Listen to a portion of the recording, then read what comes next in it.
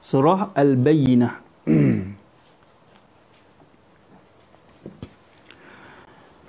Surah Al-Bayyinah, surah yang ke-98 dalam juzuk Amma. Surah ini nak menjelaskan kepada kita, kita selalu dengar surah ini selalu dibaca. Jadi surah ini nak jelaskan kepada kita tentang kedegilan orang kafir. Syikayah, maknanya kedegilan orang kafir. Sebab surah ini diturunkan di Madinah. Kalau tuan-tuan muslimin muslimat tengok, surah yang ke-98 ini diturunkan di Madinah, ada 8 ayat. Jadi nak cerita kedegilan orang kafir ni supaya kita reti. Bismillahirrahmanirrahim. Dengan nama Allah yang Maha Pemurah lagi Maha Mengasihani. Lam yakunil ladzina kafaru min ahlil kitabi wal musyrikin. Orang kafir dari kalangan ahli kitab, iaitu Yahudi dan Nasrani, serta orang kafir dari kalangan musyrikin. Musyrikin Mekah tu. Maknanya Allah nak beritahu orang kafir di kalangan ahli kitab, Yahudi Nasara yang ada kitab, dan juga orang kafir di kalangan musyrikin yang tidak ada kitab ni. Yang tidak ada kitab. Munfakkina hatta ta'tiyahumul bayyinah. Tidak akan meninggalkan. Dalam terjemahan Pimpinan Rahman, tidak akan terlepas. Maknanya tidak akan meninggalkan fahaman kufur ini, fahaman syirik ini. Maknanya tidak akan meninggalkan kepercayaan dan amalan masing-masing, amalan kufur, amalan syirik mereka, hatta sehingga ta'tiyahumul bayyinah, sehingga datang kepada mereka bukti yang jelas nyata. Jadi al-bayyinah itu ialah bukti yang jelas nyata sebagai dalil dan bukti. Bayyinah tu ialah bukti dan dalil yang jelas nyata. Bila datang bukti dan dalil yang jelas nyata, maka golongan ahli kitab dan juga musyrikin ni akan ubah fahaman mereka kalau mereka tak degil. Tapi sebelum datang al-bayyinah ni, tetap dalam kedegilan, dalam fahaman-fahaman salah mereka. Allah jelaskan lagi pada ayat yang kedua itu penjelasan kepada al-bayyinah. Tuan-tuan catatlah supaya kita dapat faham ni cara Quran nak huraikan. Al-bayyinah tu dijelaskan pada ayat yang kedua, yakni, sebab tu terjemahannya iaitu bukti yang jelas nyata, iaitu ataupun ialah rasulun minallah. Iaitu seorang rasul dari Allah. Jadi maknanya bukti yang jelas nyata itu bila Allah utuskan seorang rasul, iaitu Nabi Muhammad sallallahu alaihi wasallam.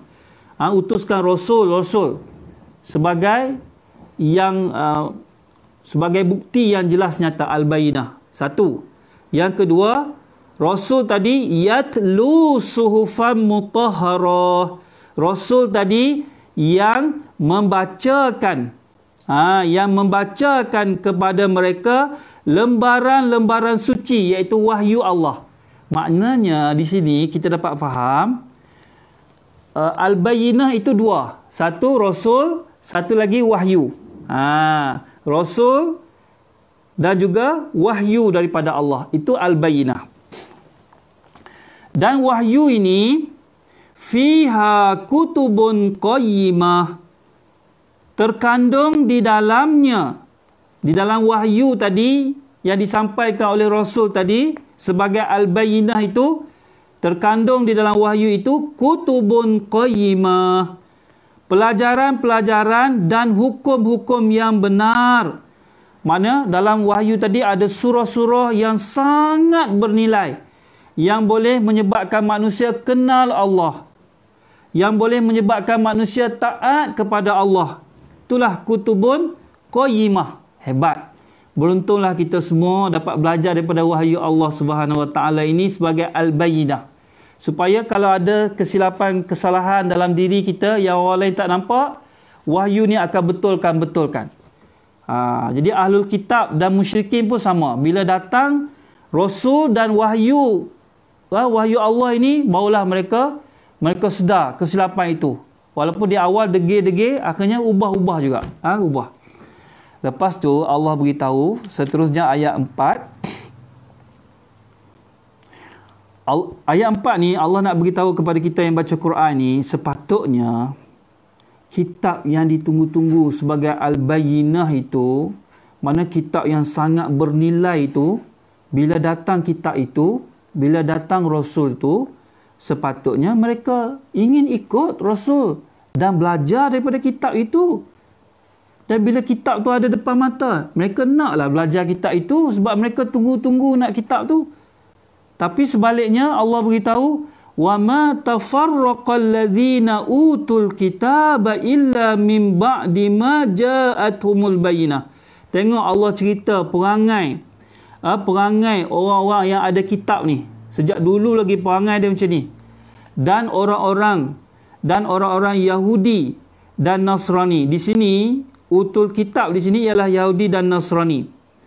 Yang diberi kitab Taurat dan Injil itu tidak berpecah belah. Wa ma tafarraqu, dan tidak berpecah belah.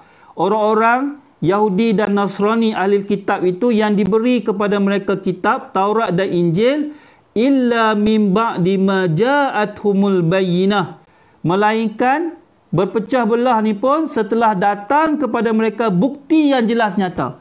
Maknanya datang bukti yang jelas nyata pun berpecah belah juga. Tuan-tuan kena catat kat situ, bukti yang jelas nyata itu ialah dalam pimpinan Rahman ini dijelaskan, yakni bukti yang menunjukkan bahawa Nabi Muhammad SAW ialah Rasul yang dijanjikan kedatangannya di dalam kitab Taurat dan Injil yang diturunkan kepada mereka. Ini satu tafsiran. Tafsiran yang kedua ialah bukti yang jelas nyata itu ialah Nabi Isa. Bukti yang jelas nyata itu ialah Nabi Isa, iaitu diberi kitab Injil. Maksudnya begini. Dahulu selepas mereka dapat kitab Taurat, jadi orang Yahudi dan Nasara ini bergaduh sama sendiri. Bila bergaduh sama sendiri, Allah turunkan utuskan Nabi Isa dan berikan kepada Nabi Isa kitab Injil. Jadi bila Nabi Isa diutuskan, diberi kitab Injil, sepatutnya mereka Yahudi Nasara ni yang bergaduh ini boleh bersatu baliklah. Sebab apa? Sebab diutuskan Rasul Nabi Isa, lepas tu diberi kitab Injil untuk jelaskan balik kesilapan, salah faham mereka. Tapi dengan Allah utuskan Nabi Isa dan diberi kitab Injil pun, mereka tetap tidak ingin ikut kitab Injil itu, tidak ingin ikut Rasul yang menyampaikan itu, menyebabkan mereka sentiasa berpecah belah. Ini Allah nak cerita tabiat orang degil macam ni. Kitab ada tapi tak mau ikut. Jadi sifat yang mudah kepada kita selain daripada wahyu adalah hawa nafsu. Kalau kita ikut hawa nafsu tak selamat. Kalau kita ikut wahyu selamat. Ayat yang kelima, Allah jelaskan lagi tentang perkara teras dalam agama yang diarahkan kepada mereka itu. Apa dia yang sebenarnya? Wa ma umiru illa liya'budullaha mukhlishina lahud-din hunafa. Sama tak dengan ayat surah Az-Zumar kita baca? Sama. Takkan ke mana? Sama dengan Al-Fatihah, sama. Jadi teras agama yang Allah arahkan kepada hamba ini untuk ikut ialah wa ma umiru, padahal mereka tidak diperintahkan melainkan menyembah Allah dengan mengikhlaskan ibadah kepadanya. Sama dengan surah Az-Zumar tu. Yang mereka selisih-selisih tu sebab apa? Sebab teras dalam kitab Taurat, teras dalam kitab Injil, teras dalam Quran ini ialah Allah suruh beribadah kepada Dia sahaja dengan tulus ikhlas kepadanya. Hunafa, lagi tetap teguh di atas tauhid. Jadi hunafa tu ialah tauhid. Tuan-tuan catatkan tauhid, tidak syirik. Tidak syirik. Sebab tu dalam doa iftitah kita baca kan, Allahu akbar kabira walhamdulillahi katsira wa subhanallahi bukratan wa asila wajjahtu wajhiya lillazi fataras samawati wal ard hanifan muslima. Tengok, hanifan muslima. Hanif tu tauhid. Wa ma ana minal musyrikin, dan bukan seperti mana orang-orang syirik buat tu. Sebab apa orang musyrikin Mekah ni, dia duk rasa ikut Nabi Ibrahim, dia rasa tauhid juga. Jadi Allah nak bezakan apa yang Nabi Muhammad ajar itu hanifan muslimah. Maknanya mentauhidkan Allah saja dan bukan terdiri daripada golongan orang-orang yang syirik pada Allah. Dalam iftitah pun kita duk baca. Kalau tak faham, tak tahulah. Dalam ni pun sama juga. Hunafa bermakna tauhid. Tauhid sebagai satu jumlah kepada mukhlisina lahuddin tu hunafa. Lagi tetap teguh di atas tauhid, bukan syirik. Dan wa yuqimus salah, dan supaya mereka mendirikan solat. Wa yu'tuz zakah, serta memberi zakat. Memberi zakat, hubungan manusia dengan Allah, hubungan manusia sesama manusia. Wa zalika dinul qayyimah. Allah beritahu lagi, dan yang demikian itulah mentauhidkan Allah saja dengan tulus ikhlas, tak campur-campur, tak buat syirik, mendirikan solat, mengeluarkan zakat. Itulah dinul qayyimah. Itulah agama yang betul, agama yang lurus. Tuan-tuan jelas tak ayat ni? Kita dah baca kan? Tapi sekiranya ada manusia yang tak boleh ikut agama yang lurus, selisih juga natijahnya di hari akhirat pada ayat yang ke-6 ni. Innal ladzina kafaru, sesungguhnya orang yang kafir degil ni, min ahlil kitab, dari kalangan ahli kitab Yahudi Nasrani, wal musyrikin, dan orang-orang musyrik yang tidak ada kitab. Musyrikin Mekah asalnya tu, yang tidak ada kitab. Fi nari jahannam, mereka akan ditempatkan di dalam neraka jahannam.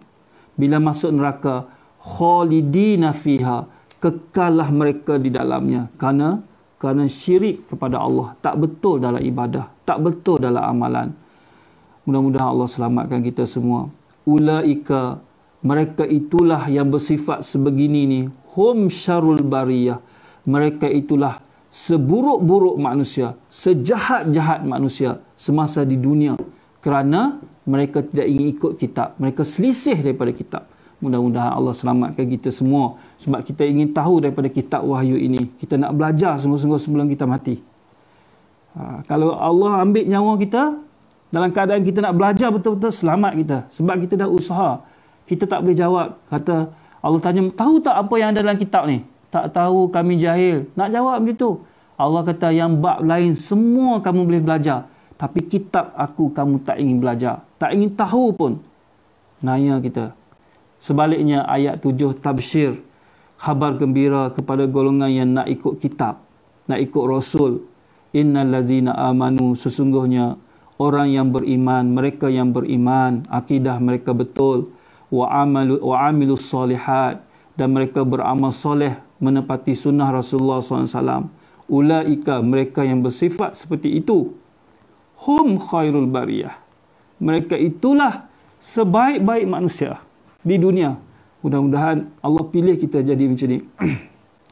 Jazauhum inda rabbihim jannat, bila mereka mati, balasan mereka di sisi Allah ialah syurga adil, sebagai tempat tinggal tetap mereka. Tajri min tahtihal anhar, yang mengalir di bawah istananya beberapa sungai, mengalir di celah-celah pokok beberapa sungai. Khalidina fiha, mereka kekal di dalamnya selama-lamanya, abadan, selama-lamanya. Mudah-mudahan Allah pilih kita semua. Radiyallahu anhum, Allah redha kepada mereka, maknanya Allah puas hati mereka sebagai hamba dia. Waradu anhu, dan mereka pun redha, mana mereka pun berpuas hati dengan balasan yang disediakan dalam syurga oleh Allah Subhanahu wa taala.